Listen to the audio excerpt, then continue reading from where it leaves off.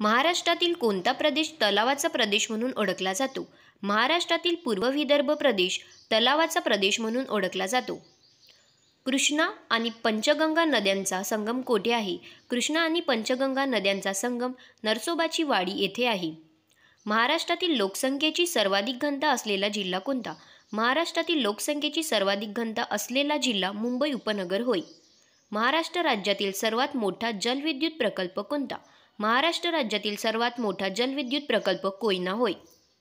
टिपेश्वर अभयारण्य कोणत्या जिल्ह्यामध्ये आहे? टिपेश्वर अभयारण्य यवतमाळ जिल्ह्यामध्ये आहे. BCG लस कोणत्या रोगास प्रतिबंध करण्यासाठी वापरतात? BCG लस क्षयरोगास प्रतिबंध करण्यासाठी वापरतात. जगप्रसिद्ध अजिंठा लेणी कोणत्या नदीच्या तीरावर वसलेली आहे? जगप्रसिद्ध अजिंठा लेणी वाघूर नदीच्या तीरावरती वसलेले आहे. शेकोटी कादंबरीचे लेखक कोण? शेकोटी कादंबरीचे लेखक डॉक्टर यशवंत पाटणे हे होत. महाराष्ट्र पोलीस दलाचे पोलीस संशोधन केंद्र कोणत्या शहरात आहे? महाराष्ट्र पोलीस दलाचे पोलीस संशोधन केंद्र पुणे शहरात आहे. वन नेशन वन रेशन योजना लागू करणारे पहिले राज्य कोणते ठरले? वन नेशन वन रेशन योजना लागू करणारे पहिले राज्य गुजरात ठरले.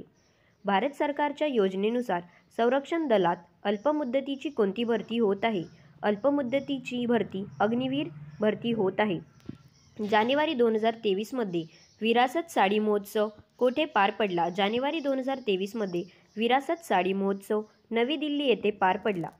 भारतात राष्ट्रीय बालिका दिवस कोणत्या दिवशी साजरा केला जातो? भारतात राष्ट्रीय बालिका दिवस 24 जानेवारी या दिवशी साजरा केला जातो. कथकली नृत्य प्रकार कोणत्या राज्याचा शास्त्रीय नृत्य प्रकार आहे? कथकली नृत्य प्रकार हा केरळ राज्याचा शास्त्रीय नृत्य प्रकार आहे. भारताची पूर्व-पश्चिम लांबी किती आहे? भारताची पूर्व-पश्चिम लांबी 2933 किलोमीटर आहे. भारतीय राज्यघटना कोणत्या दिवशी संविधान सभेने स्वीकृत केले?